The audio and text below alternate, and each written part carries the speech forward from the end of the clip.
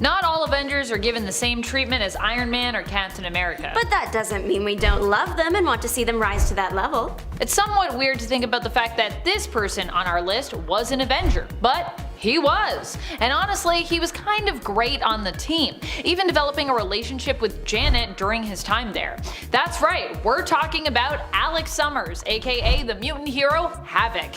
Havoc has had a complicated relationship with heroics throughout his life. Initially, he wanted nothing to do with being a hero, but found himself dragged into the superhero lifestyle anyway, due to him being a mutant and constantly getting tangled up in stories involving the X-Men. However, I feel like being on the Avengers actually suits him better as a character, also allowing him to get out from under his brother Scott's very long shadow. Havoc is very much a middle child, and I feel like often gets stuck as a result of this, so it was nice to see him come into his own. In general, I feel like Havoc simply doesn't get a lot to do in the comics. He was with Maddie during Dark X-Men recently and was heavily featured in Hellions, but in both of those stories he kind of feels like a side character somewhat. And in Hellions we basically were just dealing with all of Alex's trauma, which, you know, while important and I did love, don't get me wrong, I would still just like to see Alex when he's in his power a little bit more. And lately that's been missing somewhat from the comics with his character, I think. Leave the saving of the world to the men? Silverclaw doesn't think so. Silverclaw is the daughter of mortal Jamie Santiago and a volcano goddess. The goddess gave Silverclaw to her father as a gift. She was to be the protector of his village. As Silverclaw was growing up, her powers began to show. Those powers are kinda like shape-shifting, specifically regarding animals native to South American jungles and forests. She doesn't need to fully transform her body into an animal to take on the characteristics of it. She assumes a form that combines her human appearance with the animals. She's done this with jaguars, monkeys, pumas, and more. Silverclaw was headed to America to meet up with Jarvis, oddly enough. She was his sponsor child. Her flight was hijacked, and the only way to ensure the other passengers' safety was if she agreed to help the bad guys. Eventually, the Avengers show up, defeat everybody, Silverclaw explains her side of the story, and the Avengers let her join so she can help them track down the hijackers. They thwarted the bad guys, and Silverclaw remained on the team.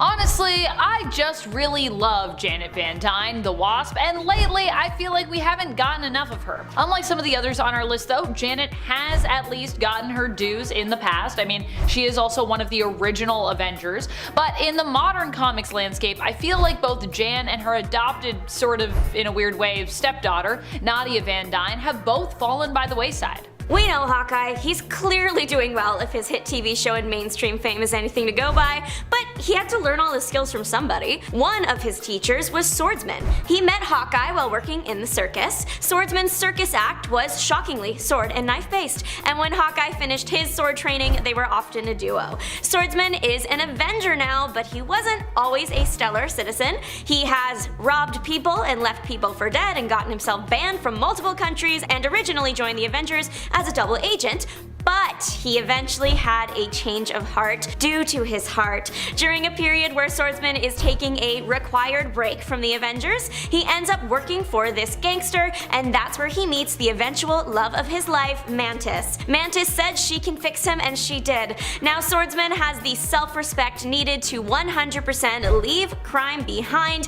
and the pair rejoined the Avengers. It went well, but it didn't end well. He died. It was super tragic. Mantis yells, "Darling, it's a moment." He comes back in the form of a sentient tree eventually, then dies again, then is revived again during the Chaos War, then died again. He deserves better than that. All that character development for what? He also has a really cool sword. It can shoot energy rays. I personally love Monica a lot. She's just a strong member of the Avengers who honestly very rarely gets enough love in the comics. However, it is important to note that there are pockets here and there for us Monica fans, but I do wish we just got more of her in general, especially as a leader, which I think Monica is pretty great at doing. Monica Rambeau was a leader of the Avengers for a while. Monica Rambeau was a leader of the Avengers for a while in the 80s, but her time in that role was pretty short-lived due to her being tricked and manipulated into giving up leadership by Dr. Druid, after she was fatally wounded in a battle. Not only did Monica Rambeau lose her role as leader, but she was also zapped of her powers at this time, because that happened in the confrontation that also wounded her, prompting her to give up her leadership role. So she was all around severely nerfed at that time,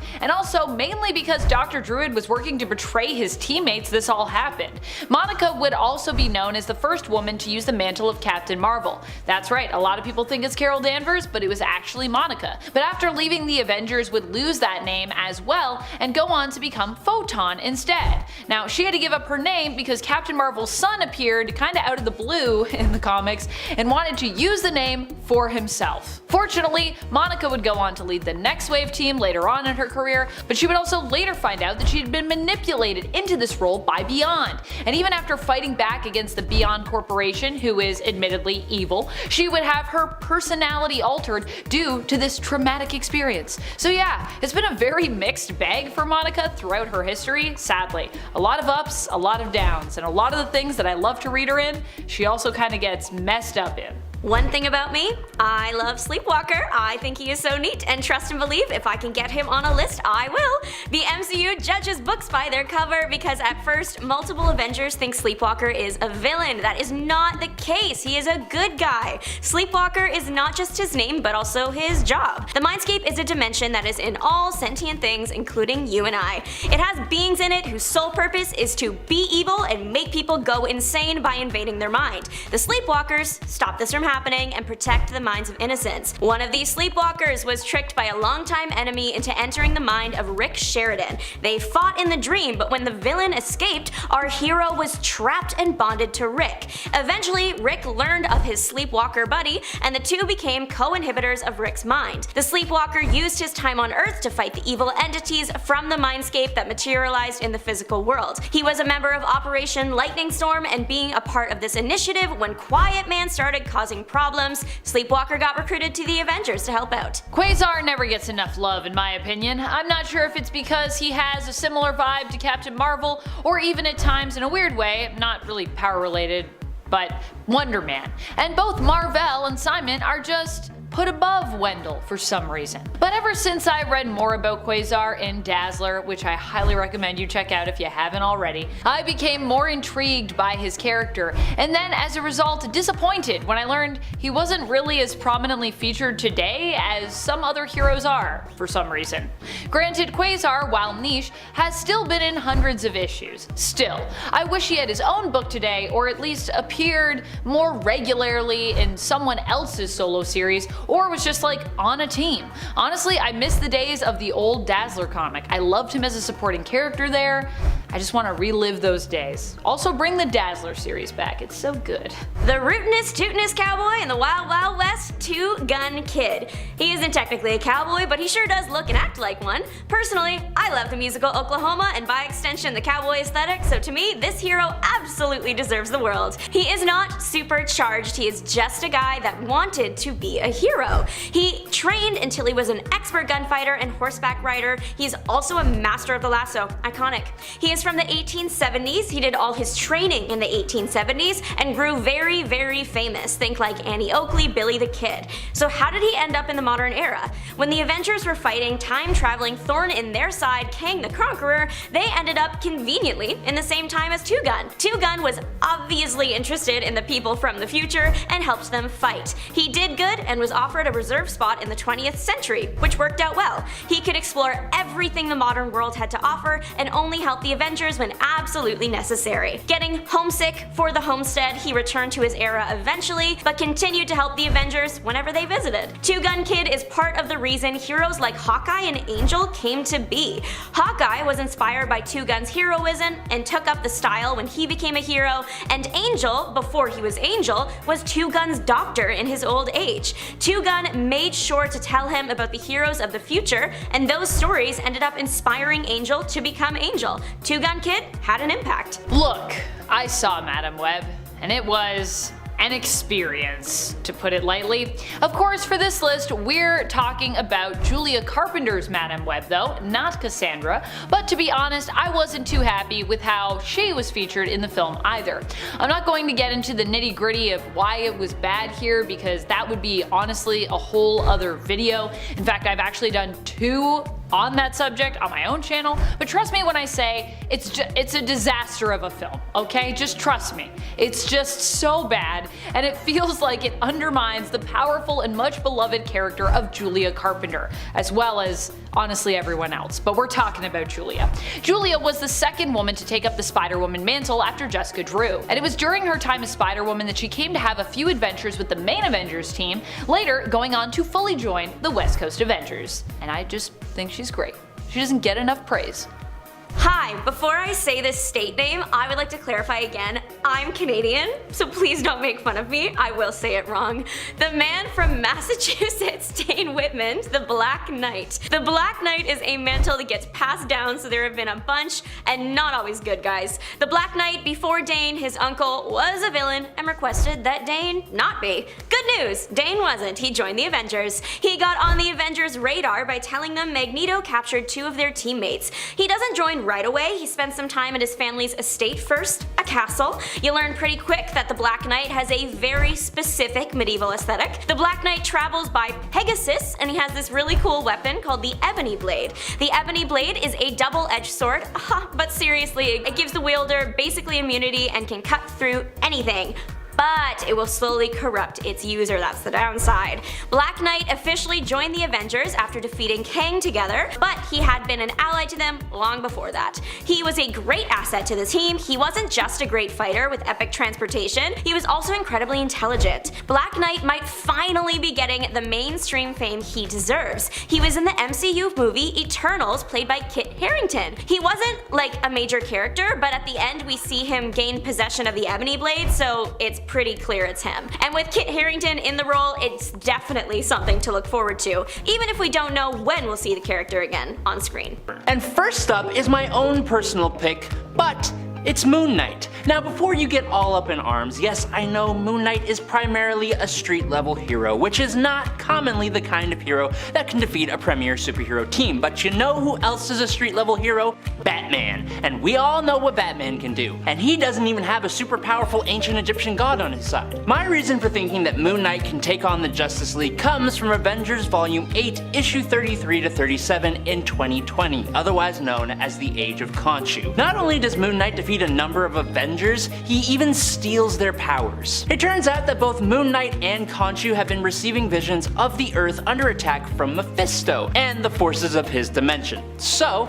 in an effort to stop him, Moon Knight defeats and steals the powers from Iron Fist, Ghost Rider, the Sorcerer Supreme, Starbrand, Black Panther, and Thor, who he beats up using his own hammer and crushing him between multiple different moons. And then he wipes out Mephisto and even gains the powers of the Phoenix Force, which he then uses to defeat Khonshu himself, who was amped up by the powers of those whose Moon Knight just stole. So yes, I think he could probably take on the Justice League given the right circumstance. Now next up, whether you love or hate Carol Danvers, there is no denying that this energy-wielding superhero is an absolute powerhouse. Carol was the head of security at NASA when she was accidentally subjected to the Psyche Magnetron machine, which imprinted her with energy from the superhero Marvel's Kree negabands, which gave her superhuman strength that allowed her to support the weight of a dead celestial, super stamina that lets her exert herself for over 24 hours before even getting tired, superhuman durability to withstand planet-destroying explosions, superhuman agility and reflexes that are next to instant,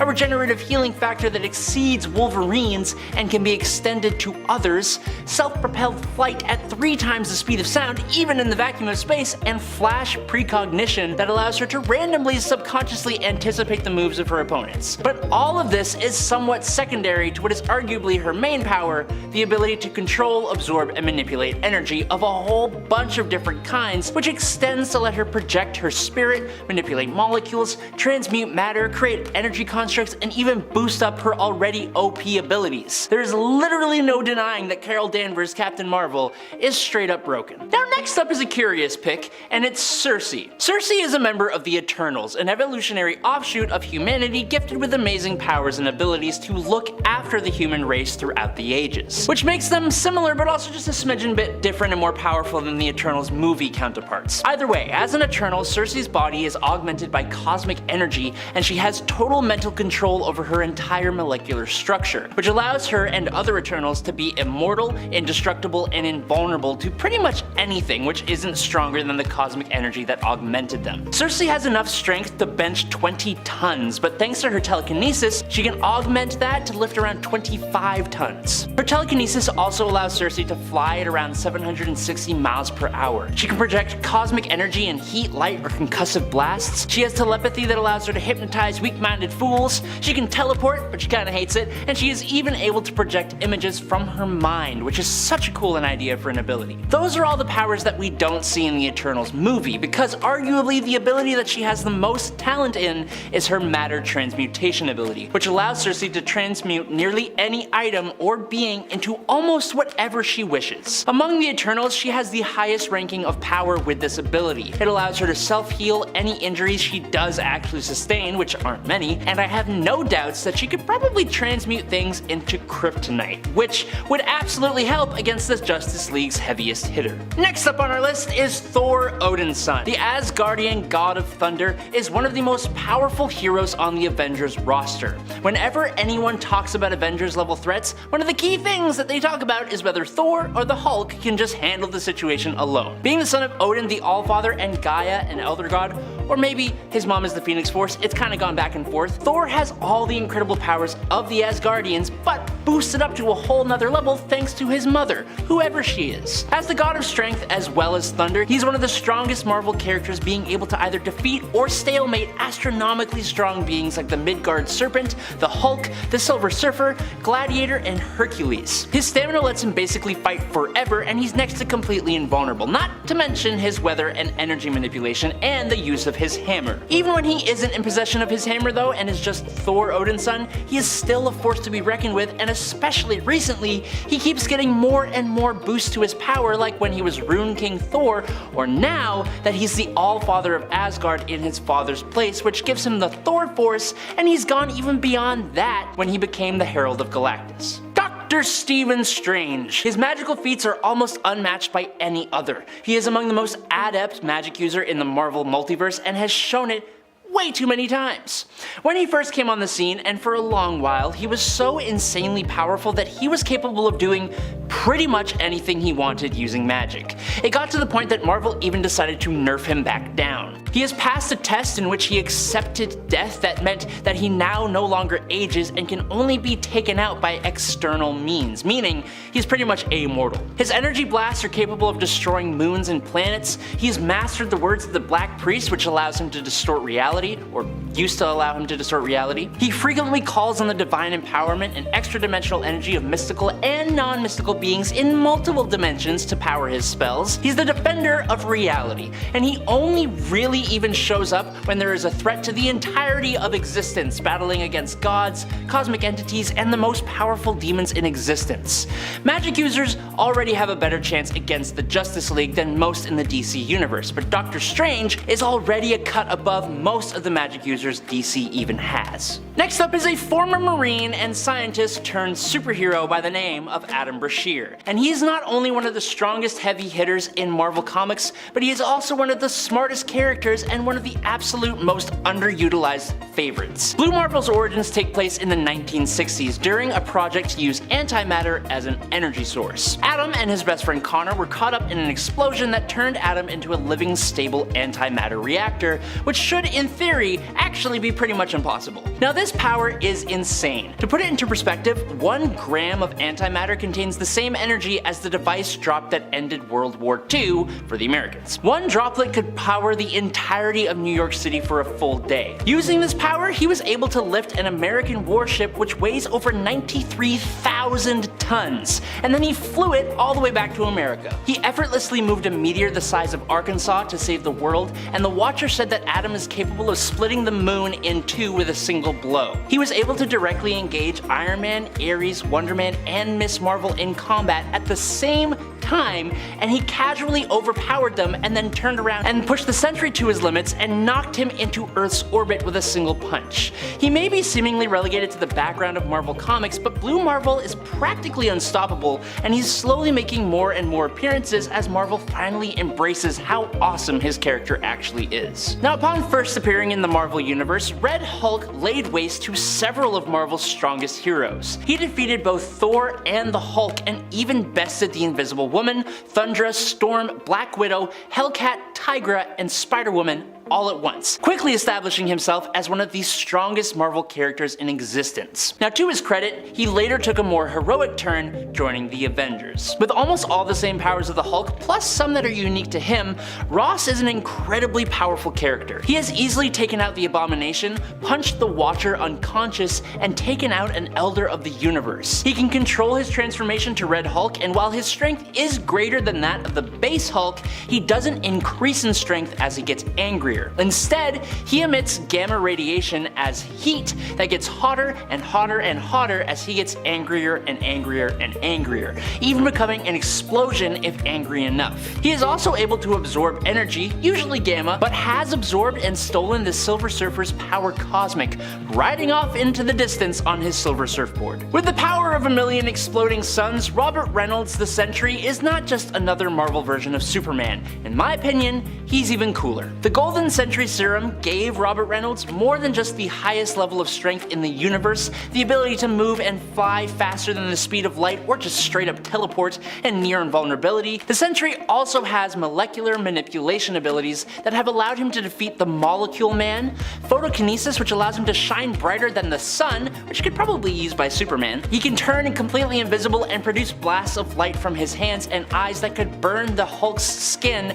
and level entire city blocks. He's got psionic abilities that he uses to hold himself together, implant his memories in others, erase minds, and stop the hammer of Thor. He has biokinesis abilities that have let him heal others, resurrect himself, reconstitute his molecules, and as the Void, he gives others cancer. Now, speaking of the Void, that is a whole other dark side to this hero that is intrinsically tied to his existence, which is not only incredibly powerful in its own right and makes the hero 10 times more interesting, but when Sentry combined with the Void, this godlike being basically got a power boost and became even more of a god. As a natural conduit of one of the most powerful forms of dark magic, chaos magic, which may or may not be an actual thing according to Doctor Strange, the Scarlet Witch, Wanda Maximoff, is one of the most terrifyingly powerful beings in Marvel Comics. Using her chaos magic, Wanda has the very powerful ability to alter reality, which she has used to create her own children, bring the Avengers to their knees, and even rewrite all of reality to make mutants the dominant species for a while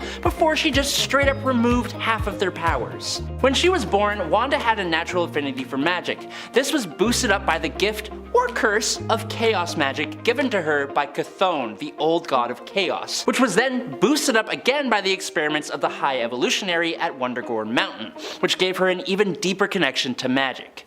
She can channel energy from other dimensions and from entities like Chthon, Sidorak, and Morrigan, and is considered to be the nexus being of the universe. If DC's Enchantress could take on the League, Scarlet Witch definitely can. And last up for today, it's the gamma-powered Green Goliath, and he has been around for a long time. Since he showed up, there are only a small handful of people who have ever been able to stop him without using some kind of magic or reality warping. The Hulk's infinite strength has a lot to do with that. A strength that grows based on his anger and has never actually ever reached a cap, allowing him to destroy entire planets, be a threat to entire galaxies, and he's been able to shake the entire multiverse with his punches. It also has a lot to do with his basically limitless dynamic durability, which has allowed him to survive attacks from enchanted weapons, powerful blasts of energy, stronger than Ground Zero nuclear explosions, the Human Torch's Nova Blast, and he could stand up to the forces that could crush adamantium and destroy entire planets. But now, thanks to Immortal Hulk, we know that the Hulk is actually literally immortal. He just comes back from the below place anytime he actually passes away.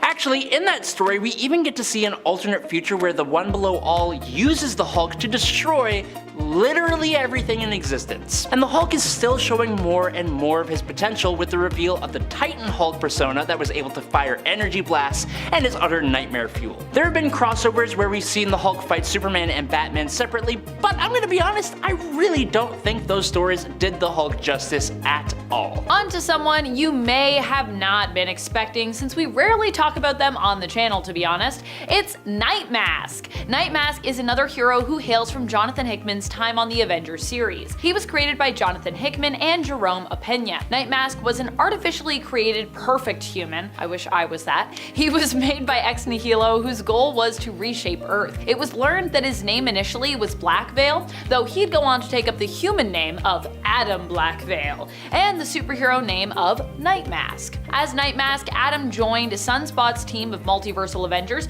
who were of course attempting to figure out what was causing the universes to collide in what we now know as incursions, which were also the beginning of basically the end of the multiverse. Next up, I've talked about Ex Nihilo before on the channel, but someone who doesn't often get as much love, or also I guess rather doesn't get enough love, because I feel like Ex Nihilo doesn't either, gets less love, let's just say, is Abyss. Which hero do you think doesn't get talked about enough? For me, Eye-Boy is another one of those, but a much less obscure hero that honestly deserves more love and respect is of course Storm. Let me know if you're a Storm fan in the comments as well. Back to the point at hand, Ex Nihilo and Abyss were like a package deal really. They worked together to bring a garden to the surface of Mars, but got into a conflict with the Avengers when they attempted to change the Earth with their powers. Yeah, the Avengers weren't here for that. They were creations of the Builders. The Builders were attacking the universe, which put them at odds, of course, with the Avengers. But eventually, when Ex Nihilo and Abyss realized the universe couldn't be repaired, they actually turned on the Builders and joined forces with the Avengers.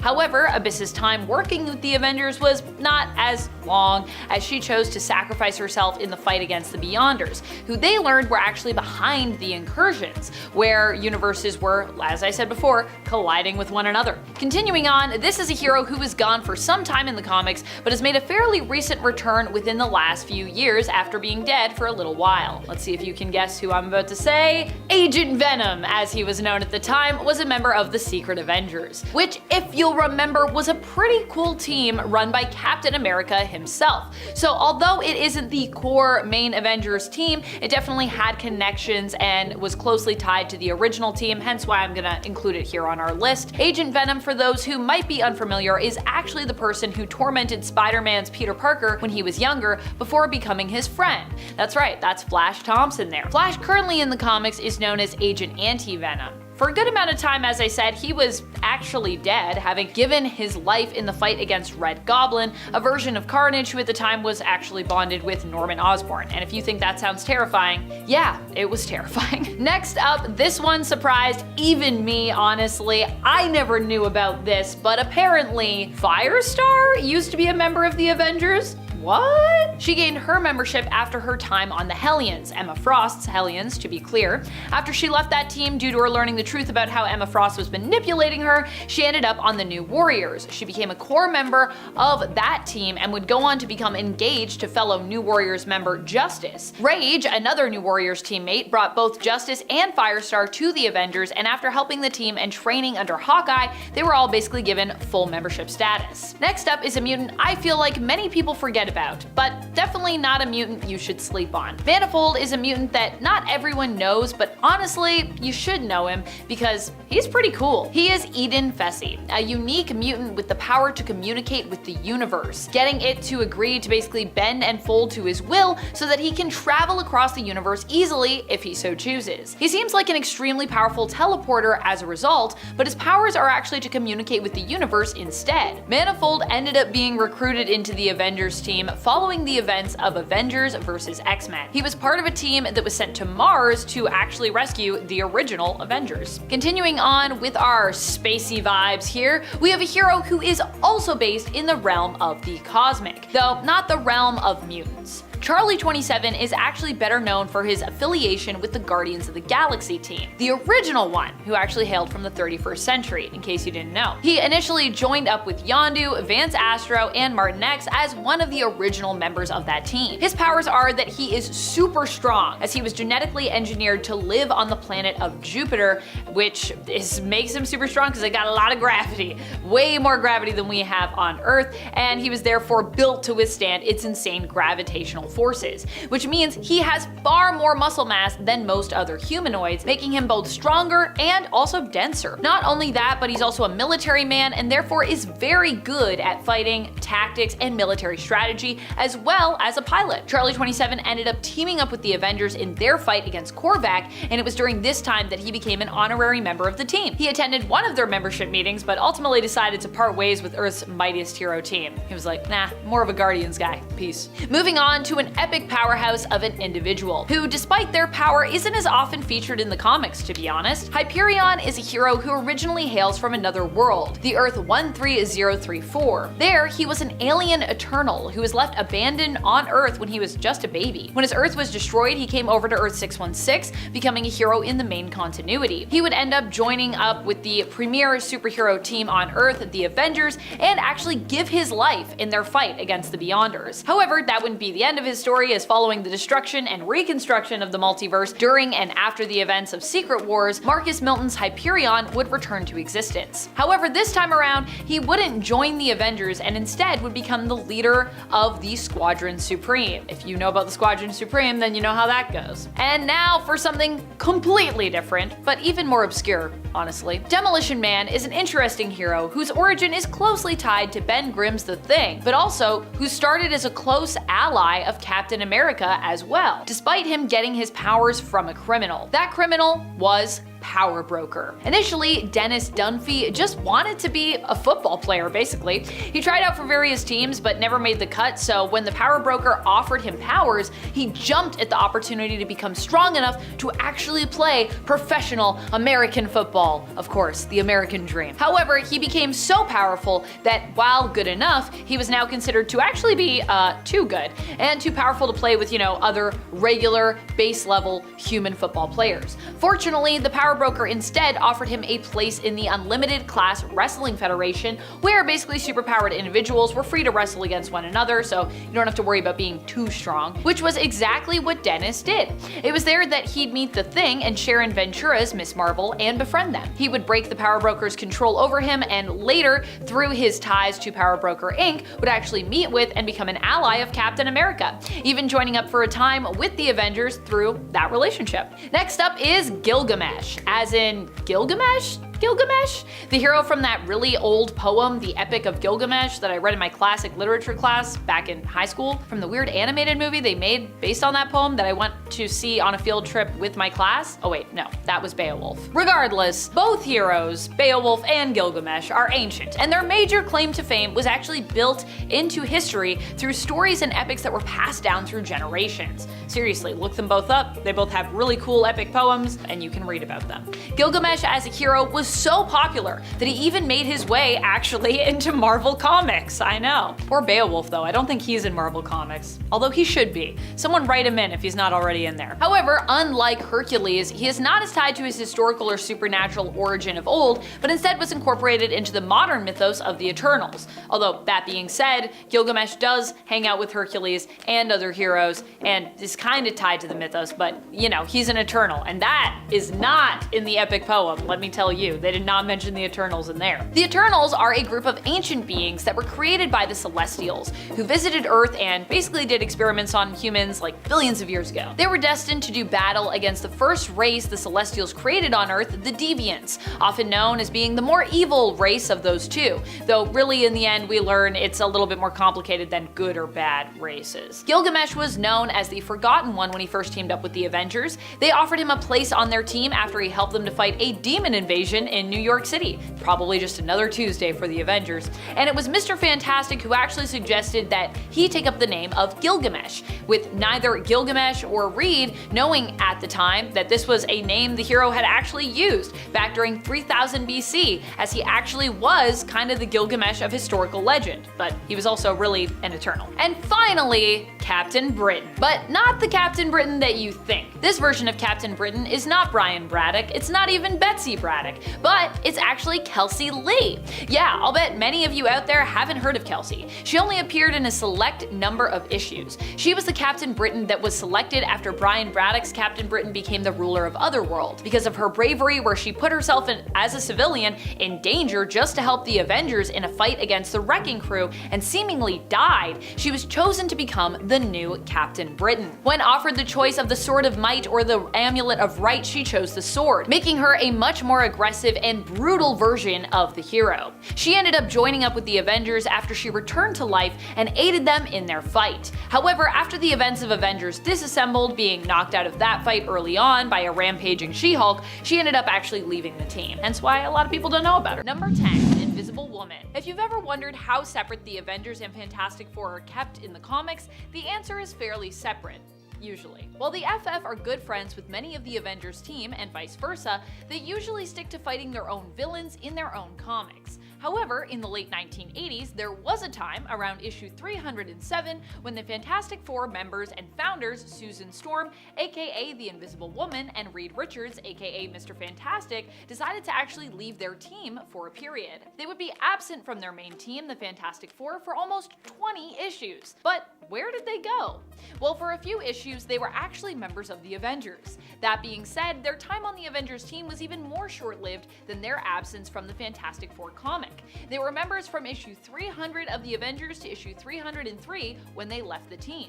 They would return temporarily along with other heroes who had been members in issue 305, but that was pretty much it at the time for their Avengers run, which actually makes up only about 5 issues total. And friends, before we move on to our next spot on this list, if you love what we do here at Top 10 Nerd, be sure to let us know that you love us by clicking that like button. Or at least, let us know you like us. Number 9, Sersi. At the time that the Fantastic Four were briefly members of the Avengers, there were also some other folks you might recognize joining up with the Avengers team. Well, you may or may not recognize them, actually, as they are known for belonging to another Marvel superhero team, which hasn't always been the most popular team around. But I gotta be real with you, their latest series by Kieran Gillen was one of the best things that I've read in the last few years. I'm actually so sad it was cut short. My word and art, it was good. We are talking about, of course, the Eternals. Not all of the Eternals have been members of the Avengers team, and those who have definitely aren't as iconic of members as the mainstays like Captain America and Iron Man.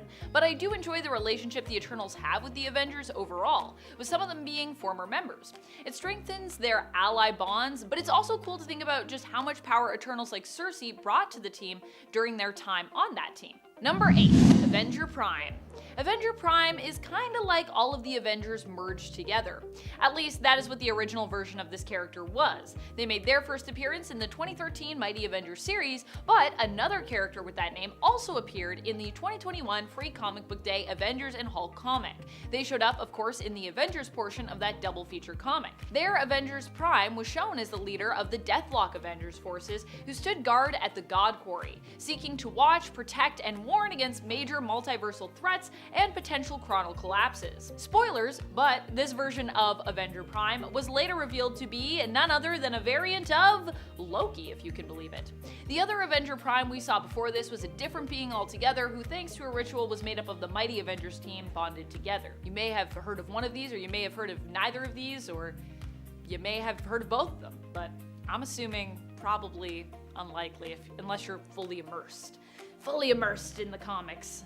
It's my life. I literally just lean back into a bath of comic books. Number 7, Fang. Daken is the son of Wolverine, who actually currently goes by his given name of Akihiro in the comics, and has also taken up the superhero codename of Fang. Initially, the name Akihiro was known by, Daken, was actually a cruel nickname that he simply chose to adopt as his own. Daken in Japanese translates to cur or mongrel in English, and was used in reference to the fact that Akihiro was actually of mixed race. His mother was a Japanese woman, Itsu, who was murdered before she could give birth to him, and his father, of course, was the Canadian Wolverine, who believed believed that the unborn Akihiro had also been killed along with his wife, and did not know that he'd actually been stolen away by the weirdo villain Romulus and survived following Itsu's death. Daken was raised to hate his father and would grow up to become a villain and specifically an enemy of Wolverine. Norman would later recruit Daken to become his stand-in Wolverine for his own Dark Avengers team. And of course, this is before he was known as Akihiro or Fang, but now he is a hero, so he counts. Dun dun dun. Number 6. Blue Marvel. Blue Marvel has barely made any appearances recently in the comics, despite being one of the greatest powerhouses we've seen.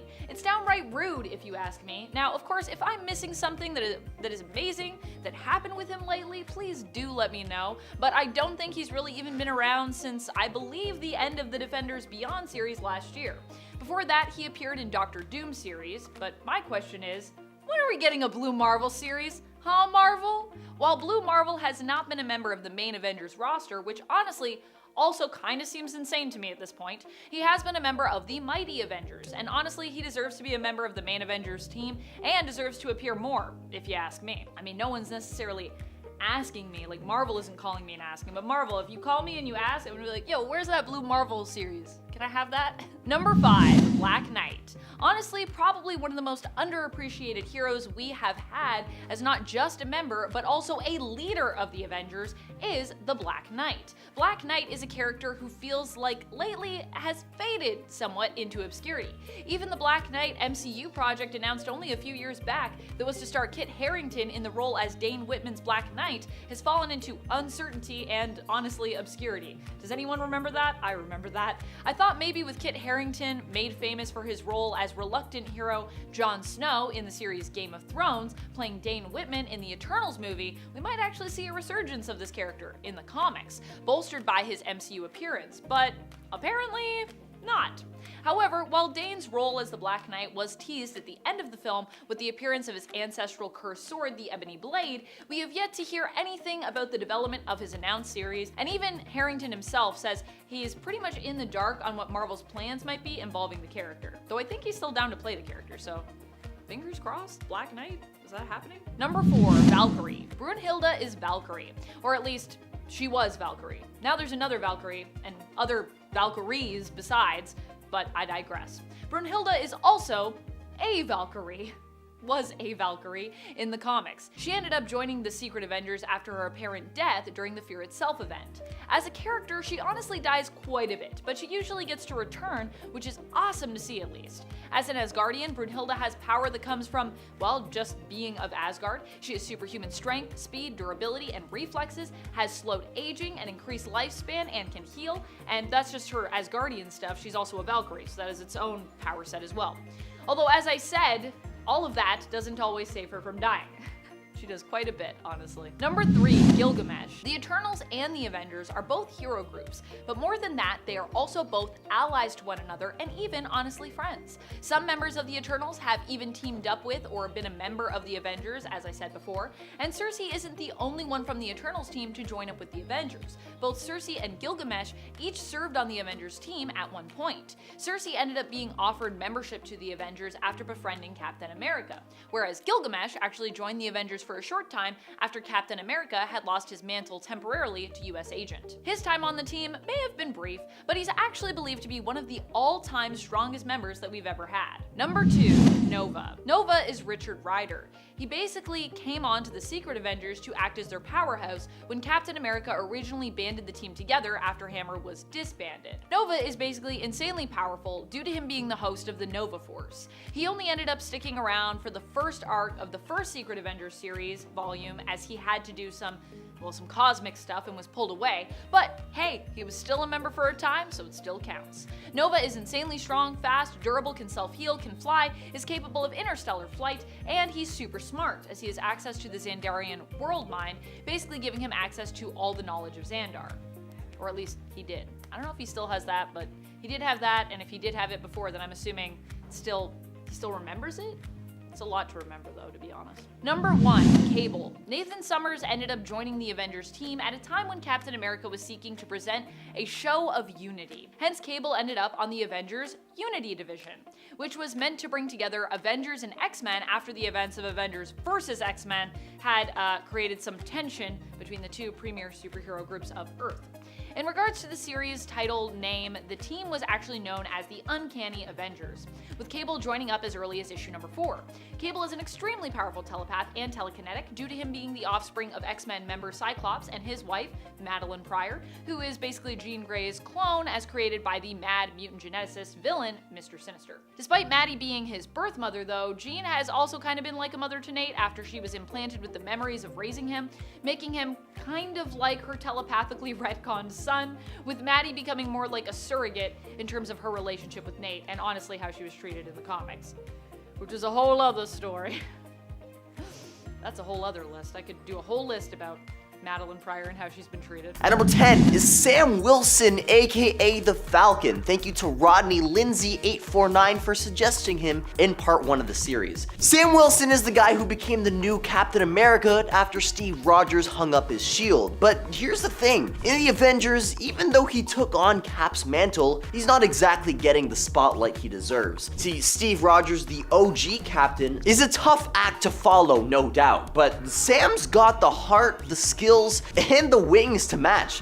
He's proven himself time and time again, but fans still don't give him the credit he's due. Let's not forget, he's carrying on the legacy of Captain America himself, and that's no small task. But nevertheless, Wilson's a great successor. This guy's got some mad skills. He can fly like a boss with those wingsuit thingies, plus he's got his vibranium shield that he rocks just as good as Cap did. But for some reason, he's often just pushed to the sidelines. At number 9 is White Tiger. Thank you to Victor Sage _. You might not have heard much about her, and that's honestly a real shame. White Tiger, aka Ava Ayala, made her appearance in the Ultimate Spider-Man and some Lego Marvel games. She's got a pretty cool backstory too, being the sister of Hector Ayala, the original White Tiger. But here's the thing, she's been kind of left in the shadows. With her agility, strength, and that insanely underrated mystical amulet she's got the potential to be a real force on the Avengers team. There's also that whole fling with Peter Parker that fans seem to be really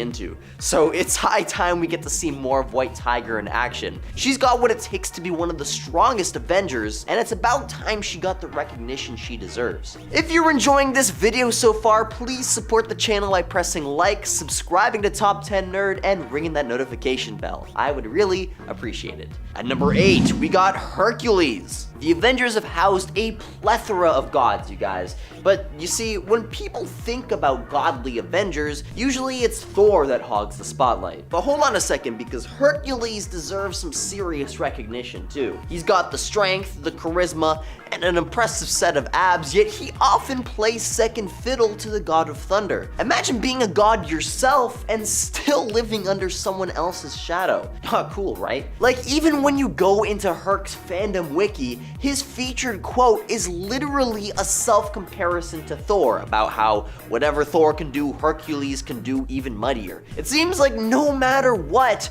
if Hercules is a part of the conversation, Thor has to be too. Or Maestro, I guess, but you get my point, right? Hercules deserves better. He's taken on cosmic threats, lifted entire mountains, and shown that he's more than just a pretty face. Let's give Herc some time to shine, Marvel. After all, the Avengers could use a bit more divine power in their ranks. At number 7 is Loki. Wait, what? Now, you might be thinking, why are you even considering Loki, the literal antagonist of the first Avengers movie, in a discussion about the Avengers? Well, it's because Loki is one of those characters who doesn't neatly fit into the good or bad box. He's kind of like that friend who's mostly a pain, but sometimes has moments of real kindness. When it comes to the Avengers, we often focus on the big names, but Loki's different. He's a trickster, a troublemaker, and he's caused his fair share of chaos, but deep down, there's a part of him that wants to do the right thing, and frankly, that's what makes his character so fascinating. So is Loki good or bad? Well, it's not that simple. See, people aren't just good or bad, they're a mix of both, and Loki here is no exception. He's made mistakes, but he's also shown that he can change and do the right thing when it counts. And so in the end, whether you think Loki deserves better or not, there's one thing for sure. He's a character who keeps us guessing, and that's what makes him one of the most intriguing Avengers of them all. And number 6 is Quicksilver, recommended by Nelson SC9 670, and Rodney Lindsay 849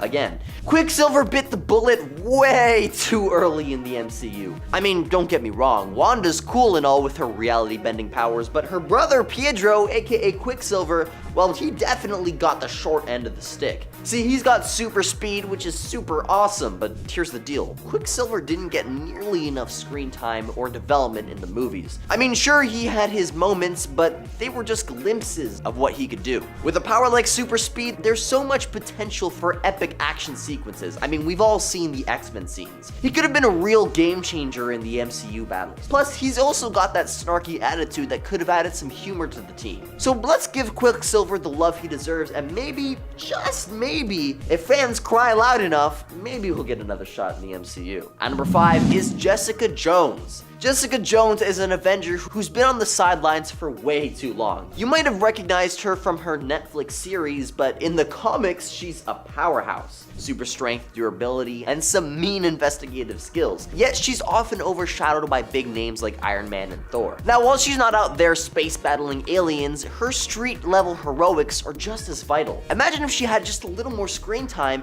and a chance to shine alongside the heavier hitters. Jessica Jones deserves way more recognition and a bigger role in the MCU. At number 4 is War Machine. Now, many people just think of War Machine as sort of an Iron Man light, but he deserves way more credit than that. I mean, come on, his name is literally War Machine. The guy's suit of armor is loaded with firepower. Sure, he doesn't have the same level of tech or even charisma as Tony Stark, but he's a vital member of the team. Think about it. War Machine is a military asset that brings a different set of skills to the table. He's got the experience, the discipline, and the tactical know-how. Plus, the suit of his can go toe-to-toe with some serious threats. So let's not forget about War Machine when we talk about the Avengers, because he's definitely one of the strongest and deserves a lot more recognition. And number 3 is Jack of Hearts, recommended by Robert Pike 5670. Now, the Jack of Hearts isn't your typical Avenger. See, he's got this super crazy cosmic power, like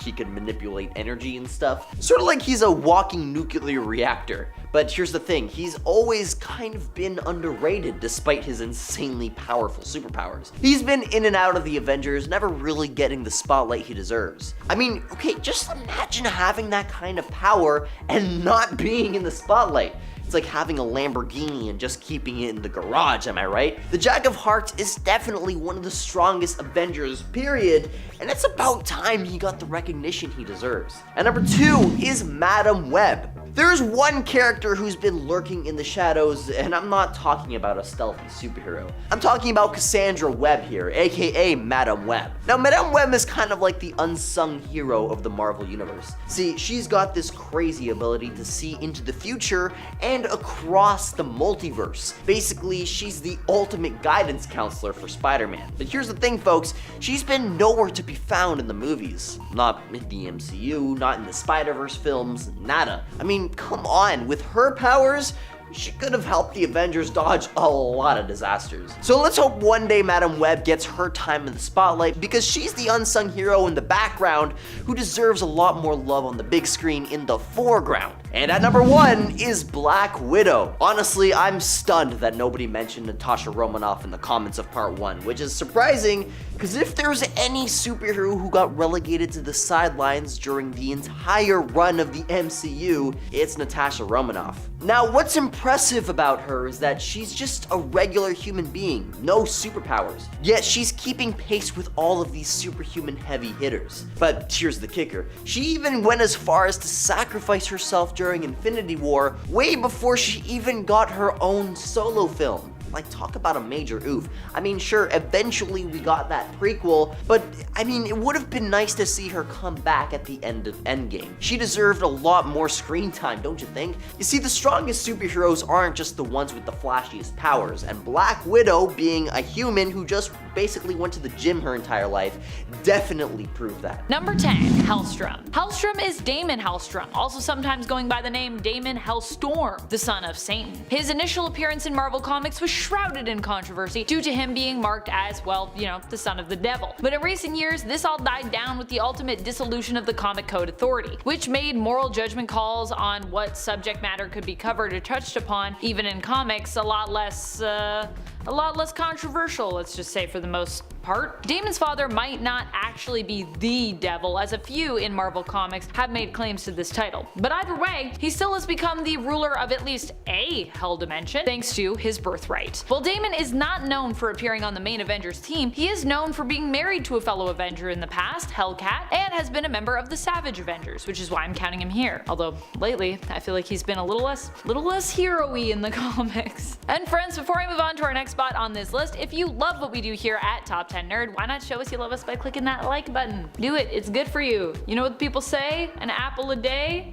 keeps the doctor away, a like a day keeps me at bay from telling you all of that all the time. Number 9, Hellcat. We don't talk about Patsy Walker Hellcat that often on Top 10 Nerd, but lately, I don't know, I've just been in kinda like a Hellcat kind of mood, I guess. Hellcat is definitely a hero who's overlooked on the Avengers roster, and honestly, her history has granted her some pretty unique and fun powers. I had fun looking back into Hellcat's past to be like, oh yeah, she has all these cool things. She has some magical abilities, including the ability to basically like dodge magic and see through illusions, making her hard to target for any magic users. She even can tap into a demonic side of herself, calling upon demonic energy to give her a boost in certain realms and in certain instances. It's conditional, but still is pretty cool. Number 8, Hawkeye. Hawkeye is often thought of as just being a guy with some arrows who has really good aim. Kinda is that. But the fact that he's one of the few human members of the Avengers who doesn't have any superpowers per se, other than maybe like really enhanced eyesight, but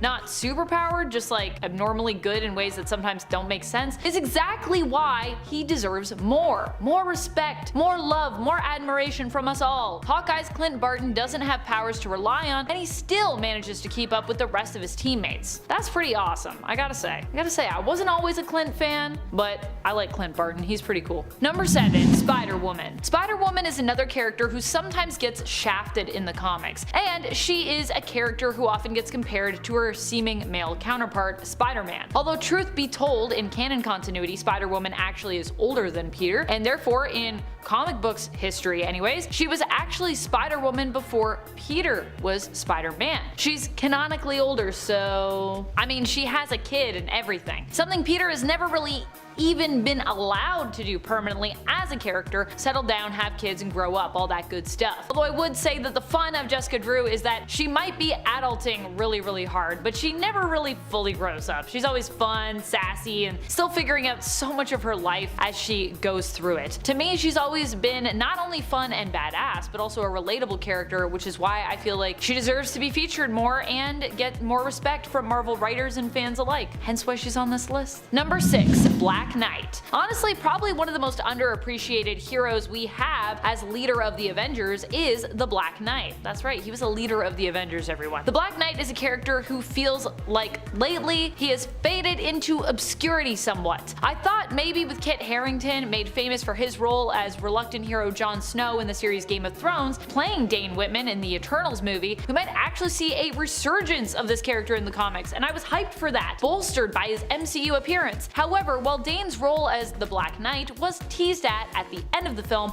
with the appearance of his ancestral cursed sword, the Ebony Blade, we have yet to hear anything about the development of his announced series, and even Harington himself says he's basically in the dark on what Marvel's plans might be involving this character. So it seems like we might have to wait a bit longer for Black Knight to get the respect he so deserves from modern day fans, but hopefully that's coming at some point soon. Like, come on, Marvel, give me the Black Knight series, give me something, I want it. I feel like it could be cool and it would be very different. Number 5, Vision. Vision hasn't really had a major focus on him in some time. I love that he agreed to join up with Carol's Avengers, and as such is getting more time on the Avengers team in the present day, where he can once more be in the spotlight. But I do feel like there was a little period in there where Vision wasn't really doing much of anything. Vision might seem like a boring character devoid of personality because he's an android, but I would argue that at times he is maybe more human than the rest of his teammates. There are moments in the comics where for me, he reminds me of another android that I know and love, Data from Star Trek. Often it is his humanity that seems to motivate him, and also seems to be something that Viz struggles with as well, both in realizing its existence within himself and in accepting that human part of himself. Like, I mean, you gotta realize it before you can accept it, but even when I feel like he's kinda like, oh, maybe that's what's going on, I feel like he's not willing to fully embrace his humanity. I know he's an android, but sometimes he's just some really human stuff, guys. Number 4, She-Hulk. She-Hulk recently just had her own solo series, which which as far as I've read thus far is amazing, by the way. I haven't finished it yet, but yeah. That series unfortunately just ended, and honestly it bums me out. She-Hulk is Jennifer Walters, who contrary to some very loud opinions, is not just a gender-swapped version of the Hulk. She is her own character in her own right, being Bruce Banner's cousin, who he came to shortly after his transformation into the Hulk, kinda seeking some help from Jen. However, during his visit, Jen was attacked by criminals who were worried that she, as a lawyer, was going to take down their boss. A very real threat, since Jen is actually a pretty great criminal lawyer, or was so at the time anyways. Now she's more into superhero lawyering, but still. After this attack on her life and Bruce being forced into giving her an emergency blood transfusion to save it, Jen Walters was forever changed into the sometimes monster, mostly hero,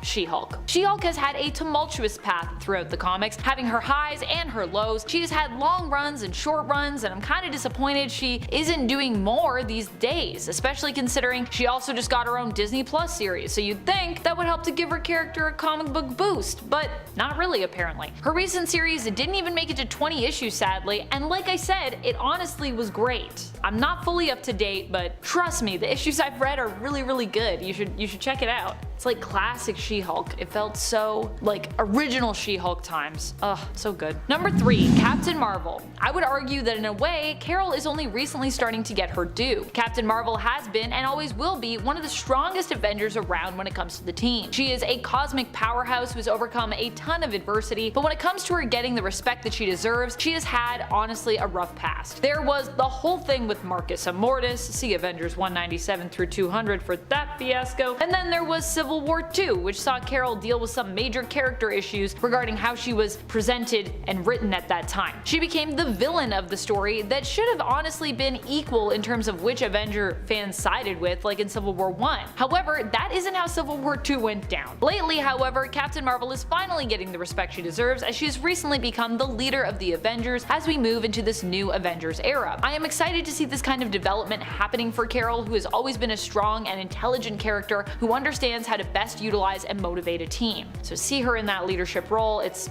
perfect for me. Number 2, Blue Marvel. Blue Marvel has barely made any appearances recently in the comics, despite being one of the greatest powerhouses that we've ever seen. It's downright rude if you ask me. If I'm missing something amazing that happened with him lately as well, let me know, but I don't think he's really even been around since the end of the Defenders Beyond series. Before that, he appeared in Doctor Doom series, I believe, but my question is, when are we getting a Blue Marvel series? Huh? Marvel? Give us that Blue Marvel series right now, I want to read it. While Blue Marvel has not been a member of the main Avengers roster, which honestly also seems insane to me, he has been a member of the Mighty Avengers, which is why I'm including him on this list. And also because, come on, Marvel, give us a solo series, do it. Number 1, Scarlet Witch. Only now is Scarlet Witch Wanda Maximoff starting to get the story she has so long deserved. For years, Scarlet Witch was epically burdened by her past and haunted by all of her misdeeds and mistakes she had made along the way. M-Day has to have been one of the worst moments in mutant history, and it's all kinda cause of Wanda. M-Day happened in 2005 in the comics as a result of Scarlet Witch striking out at mutant kind after the events of House of M, where she attempted to create a reality where many heroes were happy. Fortunately, she is now finally moving to a place of healing, refusing to be defined by her past while running a magic shop in Lockhill, New York, with the help of MCU's Darcy, appearing in the comics for the first time. Here, finally, Wanda refused to let her past define her present self. Yes, finally. It's only taken us since 2005. It's taken so long to get to this point, but we're finally here. Ugh. Poor Wanda. Number 10, Mantis. Mantis actually got her start in comics when she used her abilities to reform Swordsman or Jacques Duquesne, which actually got her into the Avengers. Mantis's powers and abilities are more than what you may have gathered from her film counterpart. Mantis has complete control over her entire body, which in turn gives her peak human agility, the ability to accelerate healing through force of will, and an empathic nature enabling her to communicate telepathically with and sense the emotions of others as psychic vibrations. She can also control her heart and respiratory rate and blood flow as well. Her mastery of the Kotati priest's martial arts, which focuses on the manipulation of nerve endings and pressure points, has enabled her to knock out beings as powerful as Thor, and her telepathic and empathic abilities are improved upon thanks to the 2 little antennae that she has coming out of her head. But it doesn't stop there though. Mantis also gained abilities when she merged with the Kotati, such as being able to communicate with both plants and animals, and survive in space in a physically solid energy form. She can transfer herself herself from plant life to plant life across interstellar distances or even dimensions, creating a new body from the plant life wherever she ends up. She can transmit and receive telepathic impressions, she has precognitive powers, and more recently, she can fire powerful pyrokinetic energy blasts from energy fields, communicate directly with cosmic beings such as eternity and death, and completely control her personal energies as well as her physical form. I don't want to keep talking about it anymore. Number 9. Hawkeye. Clint Barton is essentially just a regular human man, but despite that, and likely because of his abilities and talents, he is considered a power level 4 according to Nick Fury's intel, whatever that means. Those aforementioned abilities include being a master of archery in the use of regular bows, longbows, compound bows, and crossbows, with basically perfect accuracy, able to fire multiple arrows at a single target in just a few seconds, hitting multiple targets in a few quick strokes, and directly hitting small targets at the greatest of distances. But he now also has near perfect precision with any aimed or thrown weapon. He is at the peak level of human eyesight possible, is in peak athletic human condition with peak strength, endurance, and reflexes. He's an expert acrobat, tactician, and master martial artist, but just listing off his abilities isn't going to give you a proper understanding of how cool Hawkeye is. So what has he done? In Avengers Volume 3 number 14, Hawkeye was cornered by 17 marksmen and took them all down without taking a single life. And in Hawkeye Volume 4 number 1, Clint ran into a wanted criminal in a bar and took him down silently, somehow fracturing his neck with a deck of cards.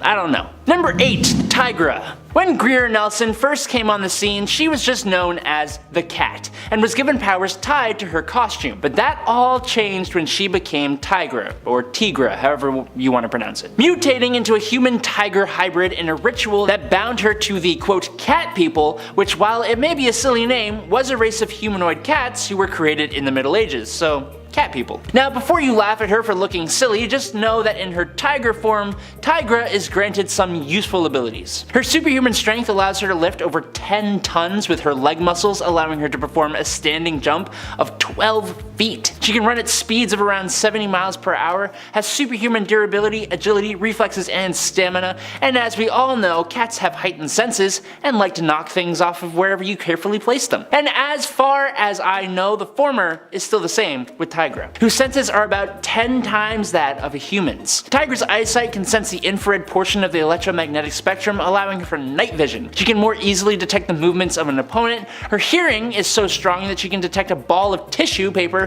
being dropped at a distance of 40 feet, just like every other cat, and her sense of smell is so developed she can selectively sort through odors just to track someone. Number 7. Shang-Chi. Shang-Chi is one of, if not the greatest martial artist on Earth. He was trained from birth to become the ultimate warrior. He can take on multiple opponents at once and can even defeat people much more superhumanly powerful than he is. In fact, in the White Hot Room, when the Phoenix organized a tournament to pick who would be the new host, the only reason that Shang-Chi lost was because he refused to take someone's life, having him expelled from that tournament. He is particularly skilled in Chinese martial arts, but his skill branches out to many other forms of martial arts as well. In one case, he even worked with Spider-Man to create a new martial art based on Peter's powers. Shang-Chi also is able to manipulate chi energy, which he can use to enhance his strength and durability, and can even detect others based on their energy, like he did when he detected a psionically masked Jean Grey. But Shang-Chi gets a much more significant boost of power when he's using the 10 rings.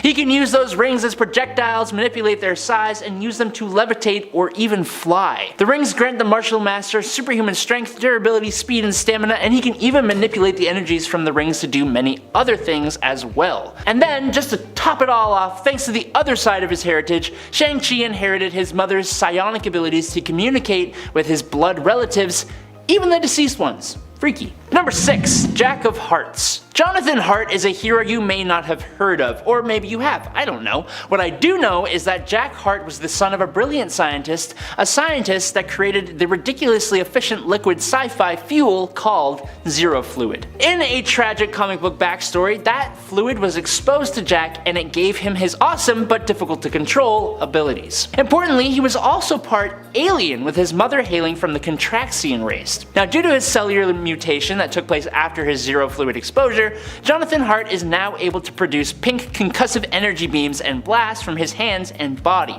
taking up the incredibly clever name of Jack of Hearts. Jack of Hearts can use his zero energy blast to fly at speeds currently not specifically known, but he has flown halfway across the United States in 3 minutes flat, which is pretty fast. His biological structure was reformed to basically give him the superhuman starter pack abilities, but his strength has been able to lift 25 tons. He has enhanced speed, stamina, healing factor, and durability, able to withstand some pretty heavy hits and survive in the vacuum of space. He also went through another mutation which gave him the ability to think as fast as a computer can, which is really cool, and he can retain and retrieve stored information from deep recesses of his brain, which is also really cool. Number 5. Blue Marvel. Adam Brashear, a former Marine and scientist turned superhero, stands as one of Marvel Comics' most formidable heavyweights. Not only does he have immense physical strength, but he also ranks among the most brilliant minds in the Marvel Universe. He's an underutilized character who happens to be one of my personal favorites. His origin story unfolds in the tumultuous 1960s amid a groundbreaking project centered on utilizing antimatter as an energy source. However, an unforeseen explosion during the experiment forever changed Adam and his close friend,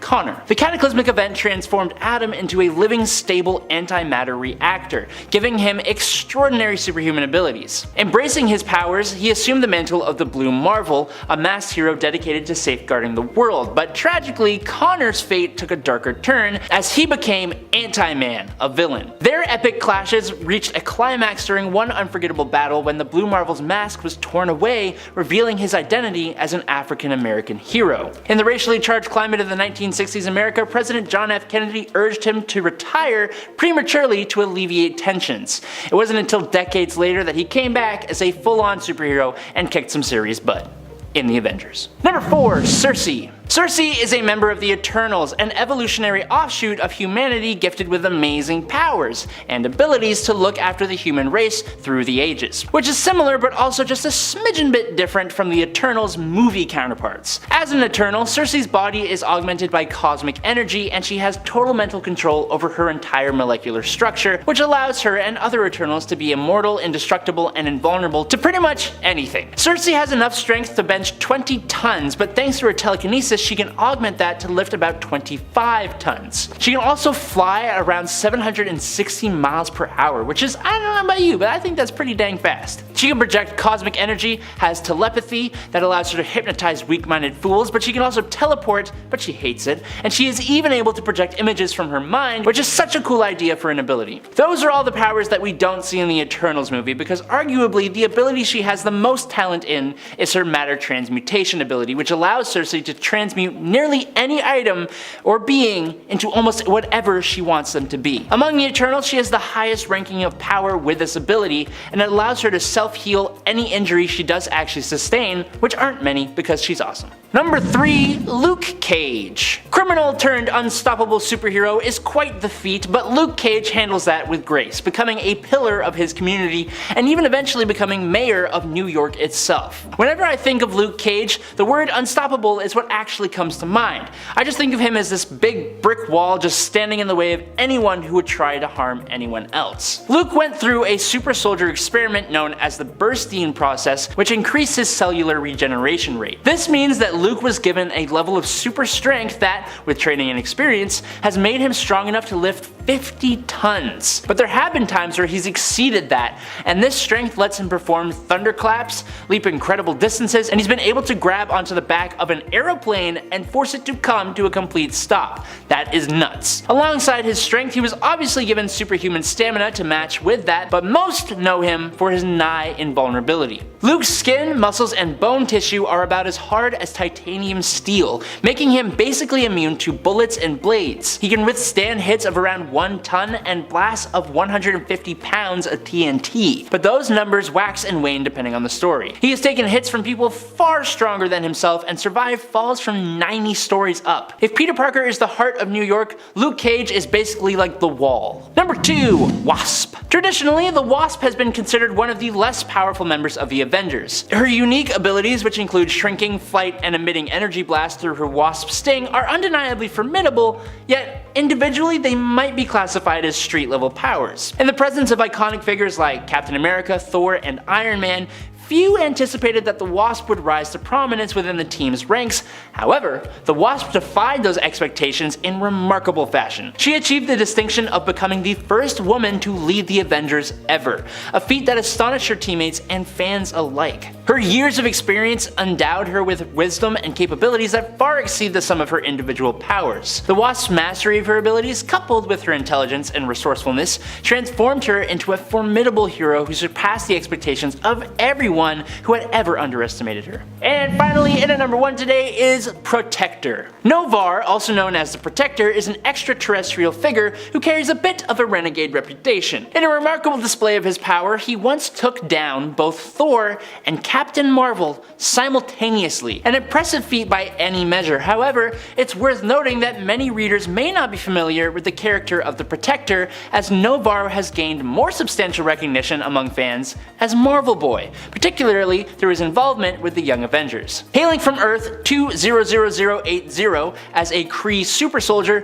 Novar has since laid claim to the vast universe of Earth 616 as his own. His unique set of powers include, and I'm not joking, explosive fingernails, psychedelic saliva, wall crawling abilities, heightened senses, and a remarkable conscious control over various bodily functions, among other powers. Novar's prowess in combat is truly formidable, a trait that certainly captured the attention of his teammate turned lover, Hercules. In shedding his Avengers affiliation and the Protector moniker, Novar has found his true calling and thrived as a member of the Young Avengers, the West Coast Avengers, and has even transitioned into the role of an interstellar diplomat and a Guardian of the Galaxy. At number 10 is Scarlet Witch, who's at number 10 not because she's less unstoppable than any of the rest of the heroes on this list, but because it's so blatantly obvious. A natural conduit of dark magic with the power to bend reality to her will. That's Scarlet Witch in a nutshell. She can rearrange the fabric of existence itself, crafting and shaping the world around her like a master sculptor. And if you're thinking that sounds like a recipe for some serious chaos, well,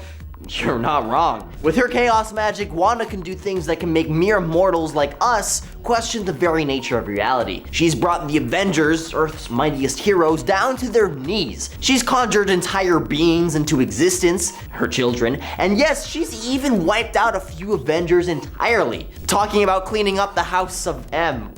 The nerds will get it. But it doesn't stop there. This chaos magic isn't just something that she picked up in a weekend workshop. No, she was practically born for it. From day one, Wanda had this uncanny knack for magic. Then a little boost from Duran, the old god of chaos, took her powers to a whole new level. And just when you thought that wasn't enough, the experiments at Wundagore Mountain cranked up her magical prowess even further. Think of it like a magical power-up montage. But it's not just about raw power, it's also about the connections she can tap into. Scarlet Witch can channel energy from dimensions and entities that are beyond our understanding. Chthon, Kitterak, Morgan, I got those wrong, probably. These aren't just your friendly neighborhood spirits. And get this, she's even considered the nexus of being for the entire universe. That's like being the fulcrum that balances the cosmic seesaw. Now, sure, Marvel's universe is no stranger to magic users, with Sorcerers Supreme and mystical maestros galore, but what sets Scarlet Witch apart is the scope of her chaos magic. She's a reality warping dynamo, a serious force to be reckoned with, and a one-woman show of astonishing feats. If you're enjoying the video so far, you can support the channel by pressing like, subscribing to Top 10 Nerd, and ringing that notification bell. It would help out a bunch. At number 9 is Sentry, who's another obvious pick but isn't as well known as some of the other big players on this leaderboard. A hero with the power of 1,000,000 exploding suns, a force that transcends the bounds of mere mortals. Robert Reynolds, the Sentry, stands as a unique marvel, and in my humble opinion, even outshines the famed Superman. You see, the Golden Sentry Serum doesn't just bestow upon him the universe's zenith of strength. No, it granted him a constellation of abilities that read like the ultimate wish list. The Sentry surfs through the cosmos faster than light, an interstellar traveler with a teleportation knack that make the Nightcrawler blush. But that's not all, folks. Hold your applause, because his molecule manipulation prowess once toppled the mighty Molecule Man. Photokinesis, his dazzling control over light, isn't just about setting up stellar selfies. He can blaze brighter than the sun, dematerialize at will, and throw incandescent bolts that'll make Iron Man think twice. His psionic might lets him knit psyche together, tinker with memories, and just casually halt Mjolnir mid-air, no worthiness required. But there's more to that power buffet. Biokinesis, the art of reshaping biology itself. The Sentry has resuscitated himself from the brinks, stitched others' wounds with thought, and even, brace yourself, brought people back from the great beyond. At number 8 is Captain Marvel. Let's talk about an Avenger who's like a cosmic Energizer bunny on steroids. And I'm not just talking about the old red, white, and blue color scheme. Carol Danvers, known as Captain Marvel, or Carol if you're feeling friendly, is a force to be reckoned with. Picture this, she's minding her business at NASA, probably wearing some seriously cool lab goggles, when fate's like, hey, wanna be a walking energy power station? And the result is an instant energy-fueled superhero package. Let's run down the list of powers, shall we? Super strength, check. I'm talking lifting an entire celestial, not your typical weightlifting session, mind you. Super stamina, like she could do a 24-hour dance marathon without breaking a sweat. And speaking of sweat, her superhuman durability makes planet-destroying explosions just a minor inconvenience. But wait, there's more. Superhuman agility, reflexes that are so fast, you'd think that she was playing a game of cosmic dodgeball. And let's not forget the healing factor that makes her practically Wolverine on steroids. Sorry, Logan. Carol's got you beat. But her crowning achievement is self-propelled flight at 3 times the speed of sound, even in the vacuum of space. I mean, I could barely keep up with my own thoughts, and she's zipping around the cosmos like she's late for a Cree tea party. And there's also a little thing called precognition. But yeah, she's also basically a cosmic fortune teller, but with a twist. She can randomly anticipate her opponent's moves, like she's playing a game of chess and reading their minds at the same time. So whether or not you're in the I Heart Carol Danvers fan club or not, you gotta hand it to her. She's the kind of superhero who'd make you wonder if the universe had an energy drink before creating her. At number 7 is Luke Cage, a man who transformed from a life of crime into the embodiment of invulnerability and strength. Luke's journey is one that showcases the epitome of transformation from criminal to protector, and even the mayor of the Big Apple. He's like a modern day Hercules, but without the whole mythology thing. The secret sauce here is the bursting process, a super soldier experiment that's like the ultimate makeover, but for your cellular regeneration rate. This process gifted Luke with an ungodly amount of strength, akin to lifting 50 tons. This strength isn't just for show. Thunderclaps? Check. Leaping long distances? Check. Pulling an airplane's brakes like it's a kid's toy? Absolutely check. But the real kicker is his nigh invulnerability, having skin, muscles, and bone tissue tougher than titanium steel. He can also take hits from heavy hitters, surviving smacks from folks that make him look like an underdog. And let's not forget his favorite pastime, surviving falls from skyscrapers like it's just another walk in the park. At number 6 is Black Panther. First of all, let's talk about that suit. Made from vibranium, the strongest metal in the Marvel universe. It also absorbs kinetic energy, making it practically indestructible. But it's not just the suit that makes T'Challa unstoppable. He's got the agility of a panther, the strength of a vibranium enhanced human, and combat skills that could give even the most skilled martial artists a run for their money. And don't forget about the intellect. The guy's a genius, ruling over Wakanda, a technological wonderland hidden in plain sight. Vibranium powered tech, healing herbs, you name it, Black Panther's got it all. But it's more than just the gadgets, intellect, and cool moves. T'Challa's got heart, a dedication to his people, and a commitment to justice. He's not just a superhero, he's a king, a symbol, and a reminder that anyone can be a hero no matter the circumstance.